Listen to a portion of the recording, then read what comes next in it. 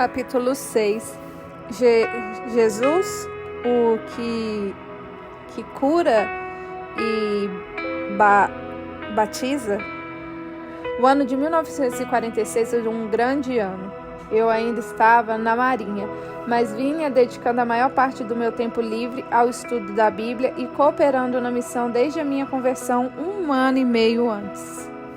Eu estava crendo espiritualmente, mas um grande teste acerca do qual eu não sabia me aguardava mais adiante. Eu havia descoberto que uma das doutrinas continuamente enfatizadas na missão era a de cura divina. O pastor proclamava em alto e bom som que Jesus era capaz de curar todas as nossas enfermidades, e eu acreditava no que ele dizia. A regente do nosso coro também falava frequentemente do poder de Deus para curar.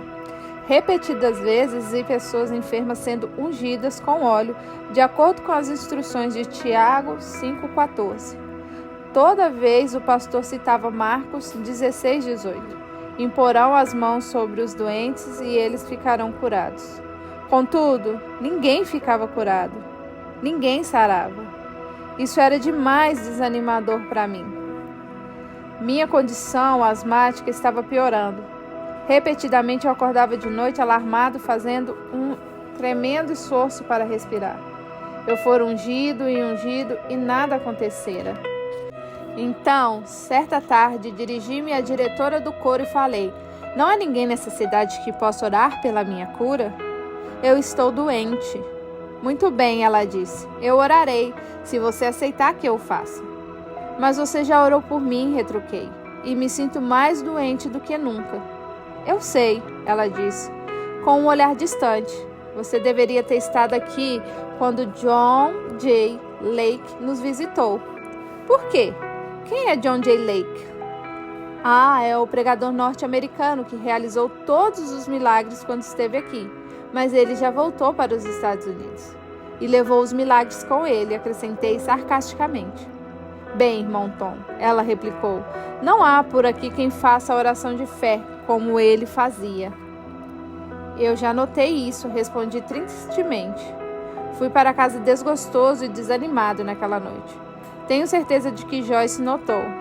Antes de ir para a cama, tomei 2 comprimidos de efedrina, a única coisa que me proporcionava algum alívio em minhas dificuldades respiratórias. Sentei-me à beira da cama, peguei minha Bíblia da mesa de cabeceira e abri ao acaso no Evangelho de Marcos. Li então o seguinte: "Eu lhes asseguro que se alguém disser a este monte, levante-se e atire-se no mar, e não duvidar em seu coração, mas crê que acontecerá o que diz, assim lhe será feito." Marcos 11:23. "Senhor," falei, "isso é para mim também? Ou era somente para os 12 discípulos?" "Leia de novo," tive a impressão de ouvir o Espírito Santo dizer-me. Então comecei a ler de novo, dessa vez destacando as palavras: "Eu lhes asseguro que se alguém..." Parei estupefado. "Alguém, Senhor?" exclamei. "Isso quer dizer que essa promessa é para qualquer pessoa que decida crer nela?" Em seguida passou pela minha mente que talvez essa promessa se aplicasse somente a certas situações. Talvez não funcionasse em relação à minha doença ou à doença de alguma outra pessoa. Então li o restante do versículo e o Espírito Santo me permitiu ver as últimas palavras do texto. "Acontecerá o que diz, assim lhe será feito." O que se disser, qualquer coisa no mundo inteiro é possível onde existe fé. Quem quer que seja, o que quer que seja, qualquer pessoa pode obter qualquer coisa, basta apenas crer. A promessa era tão grande que fez minha cabeça girar. "Senhor," orei, "se ninguém mais nessa cidade fez essa Bíblia ter vida desde que John J. Lake esteve aqui, permita-me então ser o primeiro a fazê-lo." Alguns dias depois eu estava de volta à missão e por alguma estranha razão me senti impelida a orar pelos enfermos. Era estranho, eu ainda vinha sofrendo com a minha asma e não fazia sentido que eu, um homem doente, estivesse ministrando aos enfermos, mas isso parecia ser exatamente o que Deus estava me ordenando a fazer. Assim, Ao fim do culto, orei por algumas pessoas enfermas. Em poucos dias, para minha grande surpresa, soube que elas haviam sido curadas. Assim, encorajado, passei a orar mais regularmente pelos enfermos. Muitas vezes visitava amigos doentes em suas casas e orava por eles. Deus começou a operar milagres. Algumas curas notáveis foram notificadas no jornal local, mas eu continuava a respirar com dificuldade. Apenas não conseguia compreender por que Deus não me curava. Experimentei uma breve interrupção no meu desânimo no dia em que o pastor me perguntou se eu estava disposto a pregar o sermão do próximo domingo à noite. O senhor acha que eu posso fazê-lo, pastor? Perguntei ansiosamente. Não é você um marinho da Marinha Sul-Africana? Ele retorquiu. Sim, senhor. Você não tem uma parceria com o Deus Todo-Poderoso? Sim, senhor. Então você o fará, meu bom homem. Você o fará. Sorri satisfeito e lhe agradeci a honra.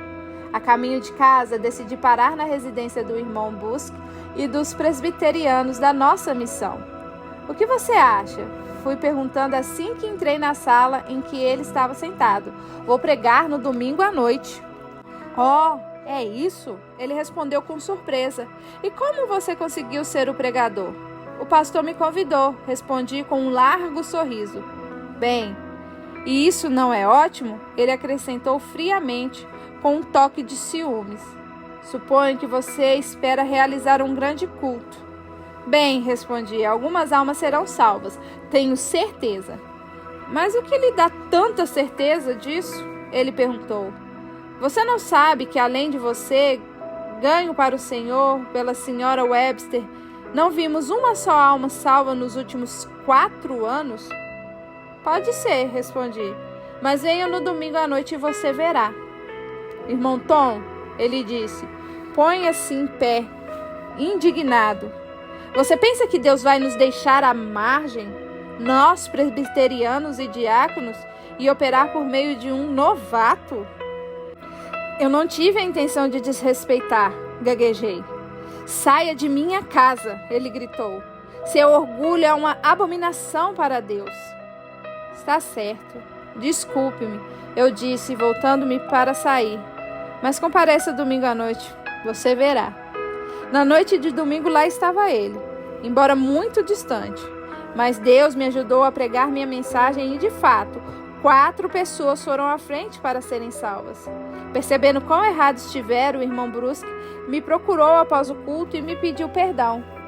Entretanto, como efeito de algumas críticas dos outros presbíteros e diáconos, o pastor foi muito mais cauteloso quanto a convidar-me a pregar novamente. Não obstante, senti minha responsabilidade de ser testemunha de Cristo sempre que possível, e assim comecei a ir à praia nas tardes de domingo, testemunhando ao povo que estava lá. Nunca me ocorreu que aquele era o ponto preferido pelos judeus aos domingos. Desnecessário dizer que meu testemunho foi escarnecido e ridicularizado. Havia pouco encorajamento de qualquer pessoa além de Joyce. Muitos que frequentavam a missão insistiam em dizer-me, cuidado, você está indo muito depressa. Mas não parecia sensato diminuir meu zelo pelo Senhor. Eu havia perdido tempo demais nos anos que vivera no pecado. Descendo a rua, algum tempo depois, encontrei Danny Maxwell, o superintendente da escola dominical da igreja metodista da qual eu havia sido membro. Esse homem me ajudara a chegar em casa numa noite em que eu estava completamente embriagado, justamente 2 meses antes da minha conversão. Por isso eu estava certo de que ele ficaria muito alegre ao ouvir meu testemunho. Depois que lhe contei da maravilhosa mudança em minha vida, ele disse: bem, estou contente por ouvir acerca da mudança ocorrida em você, mas não me lembro de tê-lo visto na igreja. Por onde você tem andado? Oh, respondi, veja você, a senhora Webster me guiou a Cristo, levou-me à missão de fé apostólica e me apresentou ao pastor, e é lá que estou frequentando. Você está frequentando a missão de fé apostólica? Ele perguntou com desdém. Sim, faz 1 ano e meio que frequento. Você é membro? Claro. Ele meneou a cabeça como um gesto de descrença. Tome, Nunca pensei que você deixaria a igreja metodista e se misturaria com uma seita falsa. Se quiser saber a verdade, você estava melhor fora disso quando andava bebendo. Chocado, eu o deixei. Enquanto seguia para casa, repetia para mim mesmo: imagina, ele preferia que eu fosse um metodista bêbado a ser um cristão salvo, frequentando a missão. Não havia como compreender esse raciocínio. Todavia, ainda desencorajado, foi o que aconteceu no sábado seguinte. O pastor Crompton e sua esposa estavam a par do meu sofrimento com a asma, e quando souberam que certo irmão, McQuaid, viria pregar e ministrar aos doentes na Igreja da Fé Apostólica em Plusman, decidiram levar a mim e a Joyce à reunião. Quem sabe? O pastor Campton comentou com otimismo. Você pode voltar de lá curado. Assim espero, com certeza, repliquei, continuando desse jeito, não poderei ir muito longe. Foi um tremendo desapontamento quando o irmão McQuaid se levantou para falar. Ele era corcunda, horrivelmente deformado, com mãos ossudas e feição de falcão. Como esse homem pode ministrar aos enfermos? Perguntei a mim mesmo. Ele parece um semi-morto. Para tornar as coisas piores, quando o homem abriu a boca para falar, gaguejava terrivelmente. Ele anunciou que ia falar acerca de Jesus, o que cura e batiza no Espírito. Sentei-me ali e o ouvi gaguejando com um pensamento na mente. Este homem é um mentiroso. Se ele tem algum poder de cura, por que não cura a si mesmo? Fui-me embora da reunião ainda mais desencorajado. Na quarta-feira seguinte, eu estava quase arrasado. A asma se manifestara muito forte naquele dia, mais do que de costume. Por isso, não fui trabalhar. Eu respirava com dificuldade e lutava com a falta de ar até que me senti completamente exausto. Por que você não vai para a casa do pastor? Joyce sugeriu. Estão realizando uma reunião de oração essa manhã. É uma boa ideia, concordei. Talvez eu consiga ser curado hoje. Bem, é o que eu também espero, disse. Se Deus não fizer algo pela sua asma, você logo não poderá trabalhar mais. Dirigi-me então à casa do pastor Crompton e juntei-me ao grupo que estava falando na reunião. Logo constatei que se tratava de uma reunião regular de oração, em que as pessoas oravam por um reavivamento e pelas necessidades da missão. Terminada a reunião, continuei ajoelhado junto à minha cadeira, suplicando ao alto o toque de cura divino para a minha asma. Muitas pessoas estavam se retirando, mas quando a irmã Crompton me ouviu orando, ela pôs a mão sobre o meu ombro e suplicou a Deus: Senhor, ajuda este irmão em sua autocomiseração. Autocomiseração? Resmunguei. Ela não percebeu o que venho sofrendo ultimamente? Naquele momento, alguém bateu à porta e ela foi atender. Alguns minutos depois, o pastor veio do andar superior para onde fora a reunião, pôs a mão na minha cabeça e orou. Pai, ajuda esse irmão em sua autocomiseração. O que está acontecendo aqui? Perguntei a mim mesmo. Eles ensaiaram essa oração? Então, outra pessoa pediu para falar com o pastor e ele se retirou. Um pensamento estalou na minha cabeça, vindo não sei de onde. Eles não amam você. É isso mesmo, concordei. Eles não me amam. Parei de orar e comecei a ruminar todas as minhas dúvidas e preocupações. As pessoas poderiam ao menos enfrentar a realidade, pensei. Elas falam a respeito de cura, mas elas não têm o menor poder de cura do que essa cadeira sobre a qual me debruço. Eles falam de amor, mas eu não posso fazer nada naquela missão por causa do ciúmes carnal. Fiquei ali ajoelhado um longo tempo em silêncio para reunir coragem de pensar meus verdadeiros pensamentos. Finalmente, não pude mais contê-los. Deus não se importa comigo. Se se importasse, Ele me curaria. Ele me levantaria e me ajudaria a compreender melhor a Bíblia.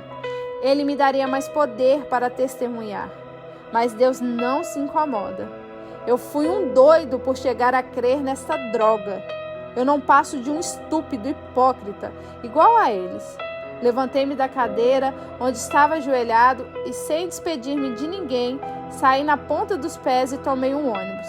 Eu estava tão desgostoso que podia ter acabado com tudo ali mesmo. Um pensamento me veio de algum lugar. Por que você não volta ao grande hotel onde você costumava beber? Bem que eu poderia, murmurei, dominado pelo desespero. Ninguém se importa. Uma quadra antes do hotel, toquei a campainha avisando ao motorista do ônibus que eu queria descer. Ao levantar-me para deixar o ônibus, ouvi uma voz não muito audível, porém distante. A voz dizia: "Nunca o deixarei, nunca o abandonarei." Desci do veículo, atravessei a rua e de novo ouvi a voz: "Nunca o deixarei, nunca o abandonarei." Quando cheguei ao grande hotel, lá estava o garçom Joke na calçada, justamente no lugar em que o diabo o havia colocado. Ao passar, Joke me reconheceu. "Tommy, velho companheiro," ele gritou, abrindo-se num largo sorriso. "Faz tempo que não vejo você. Entre e tome um drink por conta da casa." Era como se o bafo quente de Satanás tivesse sido lançado no meu rosto. "Não posso entrar hoje, Joke," repliquei com firme determinação e continuei andando.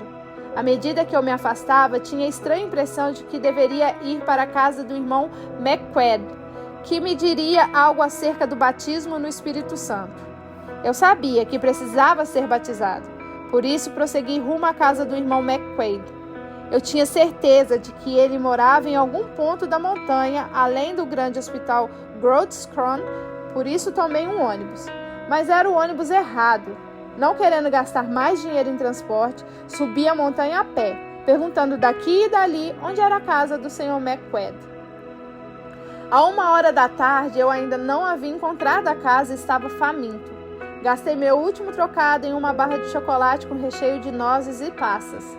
Ia dar a primeira mordida quando notei que estava estragada. Chateado, joguei-a no ralo. Uma voz parecia dizer-me: "Deus não se incomoda, nem mesmo quando você está com fome." Por um momento pensei em dar a volta e voltar para minha casa, mas então me lembrei daquela voz: "Nunca o deixarei." Enfim, encontrei a casa do Sr. McQuaid. Bati e uma empregada veio à porta. "Meu nome é Tom. Tom Robert," falei. "Sim, Sr. Tom. Quem o senhor quer ver?" "O irmão McQuaid." "Ele está aqui?" "Sim, entre. O senhor o verá logo após o almoço." Ela pegou minha jaqueta e entrou para a sala. Sentei-me para esperar, mas como comecei a pensar na conversa com o McQuaid sobre o Espírito Santo, já não estava mais tão seguro de querer tratar do assunto com ele. Tive vontade de me levantar e esgueirar-me porta fora. Mas justamente nesse instante, de ombros curvados, o velho McQuaid entrou na sala em que eu estava sentado. "Oh, irmão Tommy," ele disse, arregalando um sorriso. "O que posso fazer por você?" Tentando uma evasiva, falei: "É que eu apanhei uma sinusite," o que não deixa de ser verdade. Sem hesitação, ele se aproximou de mim, comprimiu aquela mão ossuda sobre o meu nariz e declarou: "Em nome de Jesus Cristo, tu, espírito sinos, saia dele." Naquele exato momento, um poder estranho veio sobre mim e minhas narinas se abriram completamente. Aspirei profundamente o ar fresco e disse: "Louvado seja o Senhor." "Irmão," ele disse, "ajoelhe-se. Você precisa do Espírito Santo." Realmente, gaguejei. "Foi por isso mesmo que eu vim." "Eu sabia," ele respondeu com um lampejo nos olhos. "Ajoelhe-se aqui e comece a louvar a Deus. Deus vai batizá-lo no Espírito Santo." Obediente, ajoelhei-me e tentei louvar a Deus por tudo o que ele fizera por mim, mas minha boca estava seca e o meu coração estava frio. Enquanto estava ajoelhado, ouvi uma voz que me dizia: "Sua casa pegou fogo, sua mulher está chamando você." De um salto fiquei em pé e disse ao Sr. McQuaid: "Onde está a minha jaqueta?" "Por quê? está errado. Minha casa está incendiando e minha mulher está chamando por mim. Ele me olhou de modo estranho, girou nos calcanhares e abriu a janela. Tu, demônio, gritou apontando para a janela aberta. Em nome de Jesus Cristo, saia daqui. Depois, voltando-se para mim, disse: Irmão, sua mulher nunca o chamou e sua casa não está se incendiando. Então, fechando e trancando a janela, explicou: Aquele era um demônio que se opunha a você, mas eu ordenei que ele saísse de você no nome de Jesus, e ele obedeceu. Agora vamos voltar ao assunto de que estávamos tratando. Eu sabia muito pouco sobre esse assunto de demônios e também não estava muito certo de querer saber. Da ordem a diabos e a espíritos invisíveis era um pouco demais para mim. Eu me lembrava ainda de como a senhora Webster expulsara de mim o demônio bebedor, ou seja lá o que fosse. Por isso, talvez houvesse algo relacionado ali. Agora, irmão Tommy, McQuaid continuou, Deus não se agrada de culto de lábios. Ele quer louvor de coração. Se você realmente quer ser batizado no Espírito Santo, então comece a louvar a Deus de todo o coração. A fé viceja no louvor, e Deus é o louvor de Israel. Então levantei minhas mãos e comecei a louvar a Deus de todo o meu coração. A secura da minha boca desapareceu. Minha língua parecia pegar fogo à medida que o louvor irrompia de mim. De repente fui tomado pelo Espírito. Era algo estranho, algo assim como uma experiência fora do corpo, quando meu espírito parecia estar vendo dentro de uma esfera. Via uma escada de mármore branco que descia dos céus. Ela se desdobrava como um ardeão e descansava no chão diante de mim. Vi então um homem em miniatura ajoelhado aos pés daquela escada, olhando para cima e batendo palmas em adoração e louvor. Fiquei maravilhado quando percebi que o homenzinho se parecia exatamente comigo. Fascinado por aquele pequeno homem tão envolvido no culto, meus olhos subiram escada acima buscando encontrar o objeto de sua contemplação. A primeira coisa que vi foi um par de pés transpassados por cravos, calçados com sandália e descendo através das nuvens que envolviam o topo da escada. Sabendo que era o Senhor, vendo seus pés cada vez mais próximos, curvei a cabeça em reverência. Quando levantei os olhos novamente, parei de respirar, maravilhado.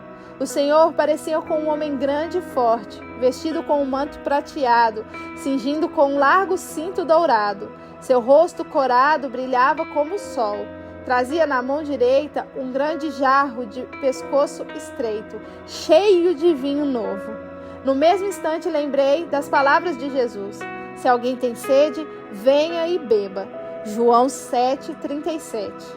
Lembrei também a explicação que João dá a essa declaração no versículo 39.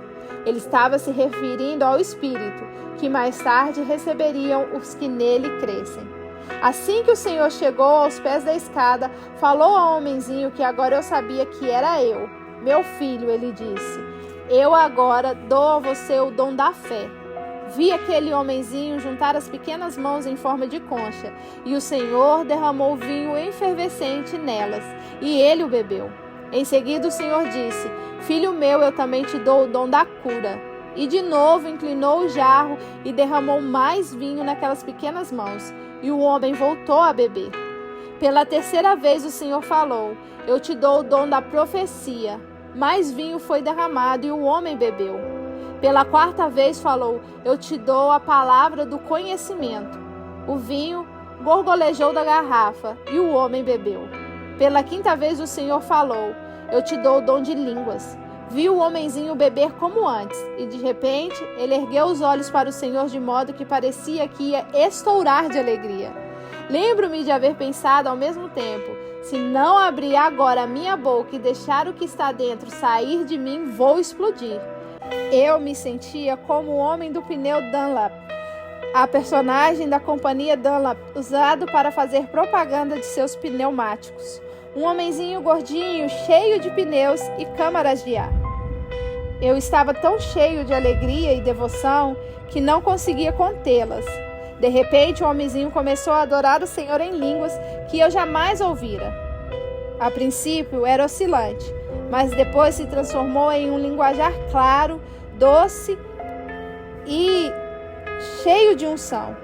Eu ainda estava observando o homenzinho louvando ao Senhor quando de repente a escada de mármore balançou para a esquerda e desapareceu. Depois vi o Senhor desvanecer-se no ar transparente e a pequena figura também se foi. Passado alguns momentos, tive a sensação de descer à terra e me vi de joelhos na sala da frente da casa do irmão McQuaid, orando em línguas. Rios de águas vivas fluíam da minha boca. Eu sabia que o Senhor me havia batizado no Espírito Santo. No entanto, fui tomado pelo Espírito novamente, logo em seguida. Dessa vez olhei para cima e vi uma cidade quadrada baixando graciosamente a terra, como uma majestosa espaçonave. Enquanto a cidade baixava lentamente, fui arrebatado aos céus, onde tive a ocasião de ver a beleza espantosa desta metrópole celestial. Seu tamanho só podia ser comparável a uma centena de nova-iorquinas conjugadas em uma grande metrópole. Eu podia ver os belos telhados de ouro e as áreas semelhantes a parques onde as árvores formavam arcos sobre as ruas. De novo fui trasladado para a parte leste da cidade. Olhando para trás, fiquei surpreso ao ver um homem montado em um cavalo branco, colocado entre mim e a cidade. Ele deveria ter quase 6 metros de altura. Era forte, musculoso e tinha bandas de ouro em volta dos braços. Senhor, gritei, por que o Cristo é tão grande? Eu ouvi uma voz vinda da cidade dizer, ele não é mais o menino de Belém, nem o Cristo crucificado, mas o Rei dos Reis, o Senhor dos Senhores, voltando para receber os remidos de todos os tempos. Em um instante a visão desapareceu. Quando voltei a mim, estava ainda adorando em línguas. McQuaid ria e louvava ao Senhor ao mesmo tempo. Coloquei-me de pé, saí cambaleando daquela casa embriagado pelo vinho do Espírito e nem me despedi de McQuaid. Tudo o que posso recordar é de sua risada hilariante que eu ouvi ao passar diante da porta da frente. Quando cheguei em casa naquela tarde, Joyce me perguntou, e então, como foi a reunião de oração? Oh, formidável, respondi. Não estou curado ainda, mas acho que agora vou conseguir. Ótimo, ela disse com alegria, enquanto colocava a mesa de jantar. Eu estava orando para que alguma coisa extraordinária acontecesse com você hoje. E aconteceu, respondi sorrindo.